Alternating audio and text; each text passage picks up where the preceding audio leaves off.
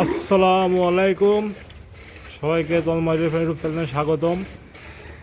যারা আমাদের অনেক পুরাতন দর্শক তারা এই গরুটা চেনেন।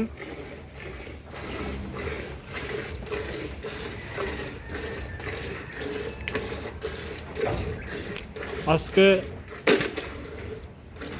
আমি আপনাদের কিছু বৈশিষ্ট্য বলবো, যে বৈশিষ্ট্যগুলো দেখে বোঝা যায় যে এটা একটা ভালো গরু, ভালো গাভী চেনার উপায়। গরুর কিছু বৈশিষ্ট্য আছে, ষাঁড় গরুর কিছু বৈশিষ্ট্য আছে, আর বকনা গরুর কিছু বৈশিষ্ট্য আছে। ষাঁড় গরুর প্রধান বৈশিষ্ট্য, ষাঁড় গরুর সামনের দিকে ভারী থাকবে, পিছনের দিকে পাতলা থাকবে। আর গাভী গরুর পিছনের দিকে ভারী থাকবে, সামনের দিকে পাতলা থাকবে। কিছু কিছু গাভী গরু আছে দেখবেন যেগুলা মোটামুটি আপনার দেখতে ষাঁড়ের মতো দেখা যায়, মানে সামনে আপনার খুব মাংস টাংস উঁচু, দেখতে খুব গর্জিয়াস থাকে, কিন্তু পিছনের দিকে শুকনা। সেই গাভীগুলোর আপনার কোনোদিন ভালো দুধ হবে না, কারণ ওর গঠনটা হচ্ছে ষাঁড়ের গঠন। আর গাভী গরু যেহেতু আপনার পিছনের অংশটাই মেন, পিছনের দুধ টুধ দেয়, সেহেতু পিছনের অংশটা ভারী হওয়া অনেক গুরুত্বপূর্ণ।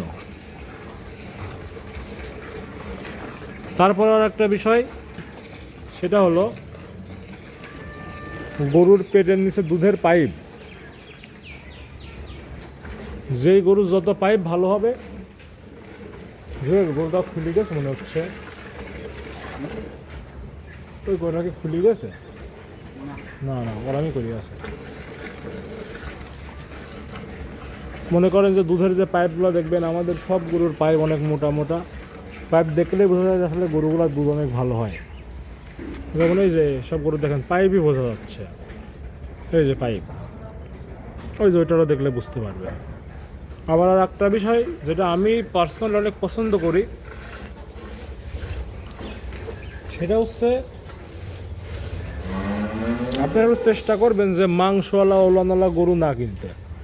মানে কিছু কিছু গরু দেখবেন যে ওলানে প্রচুর মাংস, যত বড়, ওই যে আমরা যেরকম বলি না যে মানুষের ক্ষেত্রে যত বড় ভুঁড়ি তত বড় স্টকের সম্ভাবনা, ওই ঠিক তেমনই যদি ওলান অনেক বড় হয়, তাহলে আপনার বিষয়টা হয় কি যে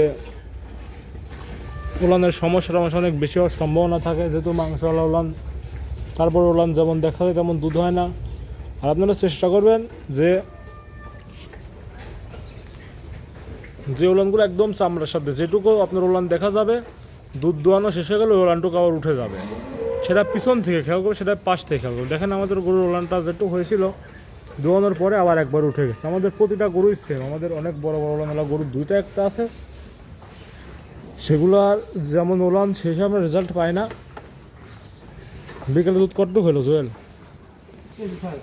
কেজি 6। আর আমাদের গরুর একটু ক্যালসিয়ামের একটু ঘাটতি হচ্ছে, এই জন্য ওলানের সাথে একটু রক্ত আসছে। এটা ঠিক হয়ে যাবে আশা করছি, ওষুধ টষুধ দেওয়া হচ্ছে।